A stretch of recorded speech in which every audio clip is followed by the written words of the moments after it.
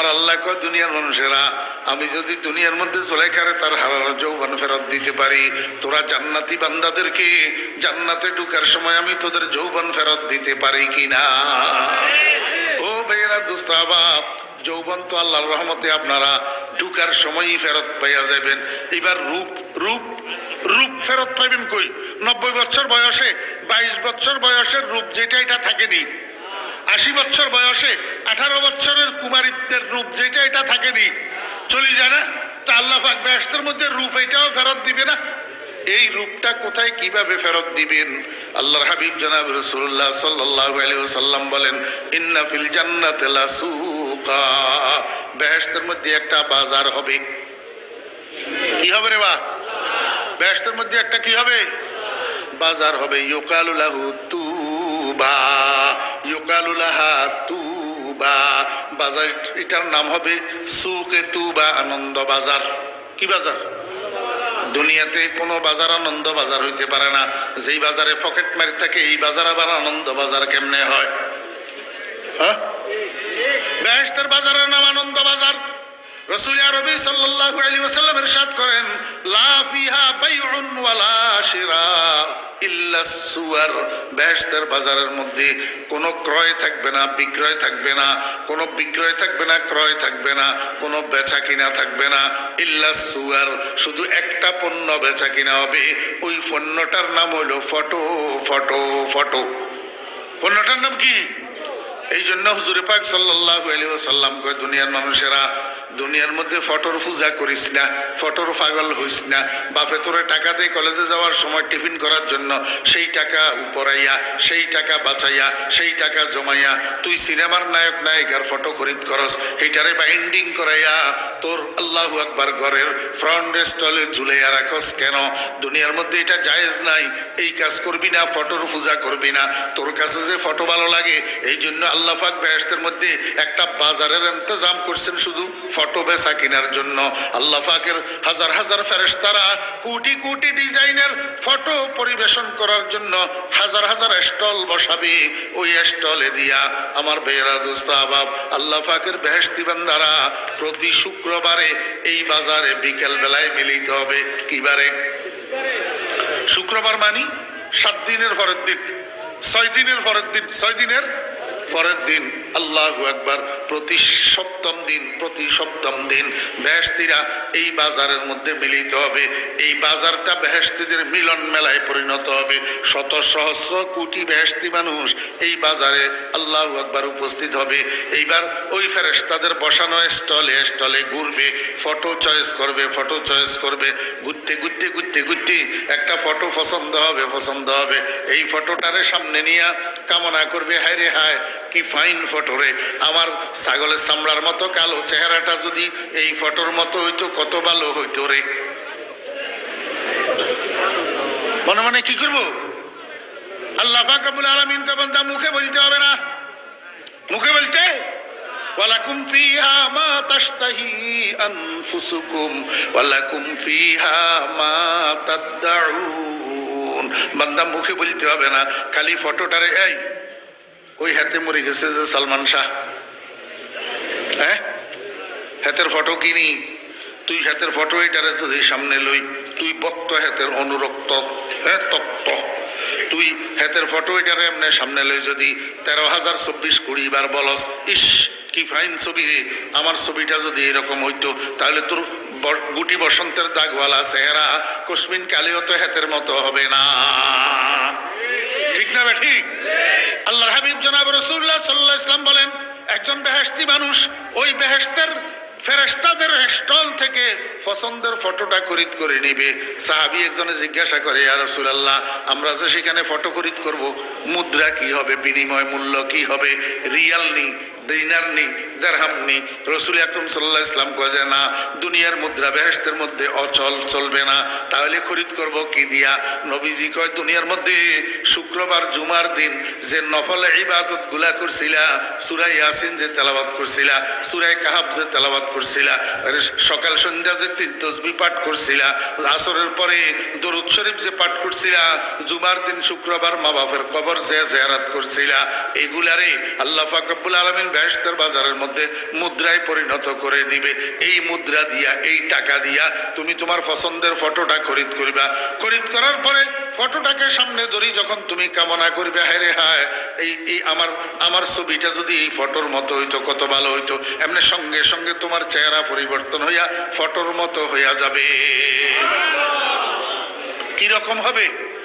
قال رسول الله صلى الله عليه وسلم تتلألأ وجوههم كما يتلألأ القمر في ليلة البدر।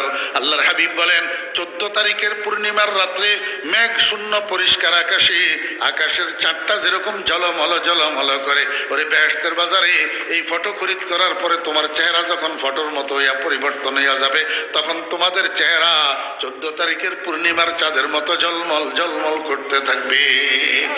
আরে বন্ধু, ও বন্ধুরা, ভাইরা, ও ছোট মিয়ারা, ও মুসলিম যুবক তরুণেরা, আমার কথা না রে, আমার কথা না, আমার কথা বিশ্বাস না করিস, কিন্তু মুহাম্মদুর রাসূলুল্লাহ সাল্লাল্লাহু আলাইহি ওয়াসাল্লামের কথা কেমনে বিশ্বাস করবি না? ইমানদার যদি হইয়া থাকস, মুসলমান বাপের বেটা যদি হইয়া থাকস, মুসলমান মায়ের দুধ যদি পান করি থাকস, তাহলে কেমনে বিশ্বাস করবি না রে? আগামীকাল সকালে সূর্য উঠবে কিনা তাতে সন্দেহ থাকতে পারে, আমার নবীজির জবান যে সত্য এর মধ্যে বিন্দু বিসর্গ পরিমাণ সন্দেহের অবকাশ নাই, কেমনে বিশ্বাস করবি না? তুই যদি বিশ্বাস না করস, মুসলমানের ঘরে জন্ম নিয়া তুই যদি বিশ্বাস না করস, তাহলে হরিশ্চন্দ্রের পোলানি বিশ্বাস করব? আমার দয়াল নবীর বাণীকে বিশ্বাস করবে? আমি শুধু বাংলা শুনাইতেছি না, নবীজির জবান থেকে আরবি ভাষা যেভাবে বাইর হইছে সেভাবে পড়িয়া তোদেরকে একটা শেষ জবরের পরিবর্তন ছাড়া, একটা নোক্তার পরিবর্তন ছাড়া 1450 বছর আগে মদিনার কামলিওয়ালার জবান থেকে যেভাবে বাইর হইছে সেভাবে পড়ি পড়ি তোদেরকে শুনাইতেছি। আলহামদুলিল্লাহ। তাতালাউ উজুহুম কামা ইয়াতালাউল কমারু ফি লাইলাতিল বদর। আল্লাহর হাবিব বলেন, যখন ফটোর মাধ্যমে চেহারা পরিবর্তন হইয়া যাবে, তখন চেহারা তোর আর আগের মতো কালো থাকবে না, দুনিয়ার মতো দাঁতলা থাকবে না, ঠোঁট মোটা নাক চ্যাপ্টা থাকবে না। আল্লাহু আকবার। তোর চেহারা এখন সুশ্রী সুদর্শন লাভলি একটা চেহারা হবে, চন্দ্রের মতো জলমল জলমল করতে থাকবে। তুমি হয়তো বলতে পারো, আমার চেহারা সুন্দর হলে লাভ কি? আমার হাতের তাইলার ফিট তো কালা, আমার ঠ্যাঙ্গের তাইলার ফিট তো কালা। না না না, আল্লাহ পাক রব্বুল আলামিন বলেন, আল্লাযী খালাকাকা ফাসাওয়াকা। দুনিয়ার মধ্যে আমি যে তোরে বানাইছি, তোর অঙ্গ প্রত্যঙ্গ গুলার মধ্যে আমি সামঞ্জস্যতা সৃষ্টি করে দিছি যাতে তোরে সুন্দর লাগে। ও বান্দা, হাতের মধ্যে তোর যে 5টা আঙ্গুল দিছি, তুই জানোস নি একটা আঙ্গুল কোনো সমান আছে নি? কোনো যে কোনো 2টা আঙ্গুল কোনো সমান আছে নি? কোনো এক একটার এক এক সাইজ। কেন দিছি এক একটার এক এক সাইজ তুই জানোস নি? আল্লাহু আকবার। তুই যখন ভাত খাইতে যাবি, ভাত খাওয়ার জন্য খানার প্লেটের মধ্যে যখন লোকমা লওয়ার জন্য হাত থুইবি, তখন দেখ এই উপর করলে তোর 5টা আঙ্গুল সমান, উপর করলে 5টা আঙ্গুল সমান। তুই ইচ্ছা করিয়ে একটারে লম্বা একটারে বাট্টি বানাইতে পারবি না, তখন 5টা কি সমান? আল্লাহ পাক রব্বুল আলামিন কয়, এই আমি যদি আগের থেকে 5টারে সমান বানাই দিতাম, তুই যখন লোকমা নেওয়ার জন্য ভাতের প্লেটে আঙ্গুল রাখতি, তখন একটা লম্বা একটা খাটো হইয়া থাকতো, ছিদ্র দিয়ে ভাত বাইর হয়ে পড়ে যেত, তুই লোকমা বানাইতে পারতি না। আমি এমন সাইজে বানাইছি, ওরে প্লেটে রাখলে সবগুলা সমান হইয়া যায়। আল্লাযী খালাকাকা ফাসাওয়াকা ফাআদালাক। আল্লাহ কয়, বান্দা, দুনিয়ার মধ্যে যদি আমি তোর অঙ্গ প্রত্যঙ্গের মধ্যে সামঞ্জস্যতা দিতে পারি, জান্নাতের বাজারে বুঝি আমি তোর অঙ্গ প্রত্যঙ্গের মধ্যে সামঞ্জস্যতা দিব না? ঠিক তোর চেহারার রূপের সাথে মিল তোর হাতের তালুর রূপ হবে, তোর চেহারার রূপের সাথে মিল তোর পায়ের তালুর রূপ হবে, তোর চেহারার রূপের সাথে মিল তোর বুকের রূপ আর ফিটের রূপ হবে। আল্লাহু আকবার। কোনো অংশের একটার সাথে একটার অসামঞ্জস্যতা থাকবে না। আমার ভাইরা দুস্তাবাব, এখান থেকে চেহারা পরিবর্তন করিয়া রূপ আল্লাহর পক্ষ থেকে ফেরত পাইয়া, যৌবন তো আগেই ফেরত পাইছে, এখন রূপ ফেরত পাইছে। আল্লাহু আকবার। এখন বাজারের থেকে বাড়ির দিকে যাবে, বাজারের থেকে ঘরের দিকে যাবে, প্রত্যেকটা জান্নাতীর ঘরের মধ্যে সত্তর জন স্ত্রী তার জন্য অপেক্ষা করতে আছে। আমাদের স্বামী বাজারে গেল, কেন আসে না, কেন আসে না, কেন আসে না? ঠিক এই টাইমের মধ্যে স্বামী যাইয়া ঘরের দরজা দিয়া ঢুকতে থাকবে। এই টাইমে স্ত্রীরা বসার থেকে উঠি পিছনের দিকে দৌড়াইতে থাকবে আর বলবে, কে আপনি? বেগানা পুরুষ আমাদের ঘরে কেন ঢুকতেছেন? স্বামী বলবে, বিবিরা কেন তোমরা ভুল করতেছ? আমি কোনো বেগানা পুরুষ তো নই, আমি তো তোমাদের স্বামী। আমার চেহারা, আমার সৌন্দর্য, আমার রূপের মধ্যে যদিও পরিবর্তন হয়েছে, কিন্তু কণ্ঠস্বর তো পরিবর্তন হয় নাই। তোমরা দেখো না আমি তো তোমাদের স্বামী। স্ত্রীরা থেমে যাবে, কথা তো ঠিক, কণ্ঠ তো আমাদের স্বামীর কণ্ঠ। আবার দৌড়াইয়া পিছনের দিকে আসবে, আসি বলবে, লাকাদিস দাত্তা হুসনা, লাকাদিস দাত্তা হুসনা। ও স্বামী, তোমার সৌন্দর্য, তোমার রূপ এত বাড়া কেমনে বাড়লো? তখন স্বামী ওই ফটো করিত করি রূপের পরিবর্তন হওয়ার ঘটনা তাদেরকে বলবে। শুনিয়া স্ত্রীরা খুশি হইয়া যাবে, আত্মহারা হইয়া যাবে। খুশি হইয়া স্বামীর সাথে লইয়া ঘরের বাহিরে আসবে। ঘরের বাহিরে পার্ক থাকবে, পার্ক। আমার বেইরা দোস্ত বাপ, পার্ক থাকবে। এই পার্কের মধ্যে 70 জন স্ত্রী গোল হইয়া দাঁড়াবে, একে অপরের হাত ধরিয়া স্বামীরে মাঝখানে লাগবে, স্বামীরে মাঝখানে লইয়া, স্বামীরে মাঝখানে লইয়া একে অপরের হাত ধরিয়া গোল হইয়া দাঁড়াবে। ঠিক এই মুহূর্তে আরেক কারবার শুরু হবে। কি শুরু হবে? আল্লাহর হাবিব জনাব রাসূলুল্লাহ সাল্লাল্লাহু আলাইহি ওয়াসাল্লাম বলেন, ওয়া তাহুব্বু ইলাইহা রিহুশ শিমাল। আজকে সকালে খেয়াল করছেন নি বাতাস? খেয়াল করছেন নি? আজকে সকালে খেয়াল করছেন নি বাতাস কোন দিকের? উত্তরালি। আচ্ছা বুঝেছে আমার সুবিধা তো। আচ্ছা বেয়ানে উত্তরালি বাচ্চে নি, একখানা ফিনফিনিয়া ফিনফিনিয়া ঠান্ডা নি, আবার কোনো তুফানের মতো নি কোনো না। ফিনফিন্না ফিনফিন্না ঠান্ডা, এয়ার কুলারের বাতাসের মতো। আমার ভাইয়েরা দোস্ত বাপ, আল্লাহর হাবিব জনাব রাসূলুল্লাহ সাল্লাল্লাহু আলাইহি ওয়াসাল্লাম বলেন, ওয়া তাহুব্বু ইলাইহা রিহুশ শিমাল। ঠিক এই মুহূর্তের মধ্যে জান্নাতের ওই বাজারের মধ্যে উত্তরালি বাতাস পিনপিন করে প্রবাহিত হতে থাকবে। কি প্রবাহিত হবে? উত্তরালি বাতাস। এমনি মুহূর্তের মধ্যে উত্তরালি বাতাস গোটা বেহেশতের মধ্যে প্রবাহিত হওয়া শুরু হবে। আল্লাহর হাবিব জনাব রাসূলুল্লাহ সাল্লাল্লাহু আলাইহি ওয়াসাল্লাম বলেন, বেহেশতের বাজারের মধ্যে একটা গাছ থাকবে, গাছ। ইন্না ফিল জান্নাতি লাশাজারাতান ইউকালু লাহা তুবা। বাজারের নাম ছিল সুকে তুবা, আনন্দ বাজার। আর গাছটার নাম হয়েছে শাজারায়ে তুবা, আনন্দ বৃক্ষ। আনন্দ রাসূল আকরাম সাল্লাল্লাহু আলাইহি ওয়াসাল্লাম বলেন, এই গাছ এটা এত বড় যে এই গাছ এটার ছায়া চতুর্দিক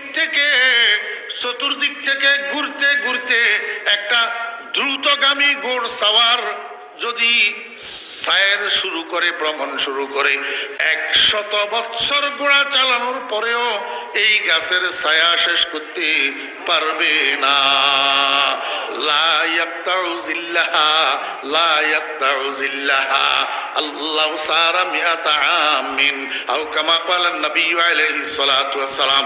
100 বছর ঘোড়া চালানোর পরেও এই গাছের ছায়া শেষ করতে পারবে না। এই গাছটার পাতা বলে কৃষ্ণচূড়ার পাতার মতো ছোট ছোট ছোট ছোট হবে। আল্লাহু আকবার। ওই পিনপিন্না উত্তরালি বাতাস যখন তুবা বৃক্ষের পাতার সঙ্গে লাগবে, একটা পাতার সঙ্গে বাড়ি খাইয়া জন্নর জন্নর জন্নর জন্নর মিউজিক বাইর হইতে থাকবে। কি বাইর হবে? মিউজিক। এই পাগলা ইয়গল, তোরা তো গস মোল্লার গোষ্ঠী পাগল, এগুলো স্ট্যাটাস বুঝে না, এখন ঠকি যার ঘরে টেলিভিশন রাখে না। আরে পাগলা ইয়া, আমরা ঠকতেছি না, আমরা আসলটার অপেক্ষায় বসে রয়েছি। তোরা জানোস না আসল মিউজিক জান্নাতে আছে না নাই? আরে পাগলা ইয়গল, তোর কাঠের বানানো হারমোনিয়াম না, টিপ দিয়ে আঙ্গুল ব্যথা হইয়া যায়। তোর পিতলের বানানো বাসি না, ব্যাঙের মতো গাল ফুলাই গলা ফুলাই করা লাগে, তাহলে বাজে, না হইলে বাজে না।